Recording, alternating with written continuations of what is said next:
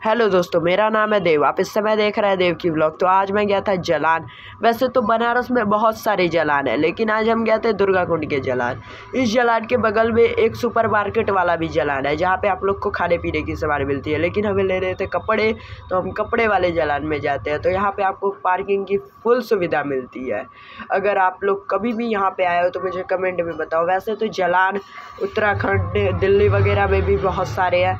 तो हमें जाना था 2 नंबर पे, तो हम लिफ्ट में चले जाते हैं। फिर 2 नंबर पे जाने के लिए उससे सेलेक्ट कर देते हैं, फिर हमारी लिफ्ट चल देती है। तो यहाँ पे बल्ब वगैरह भी लगे हैं। यहाँ के लिफ्ट में मिरर भी है पीछे।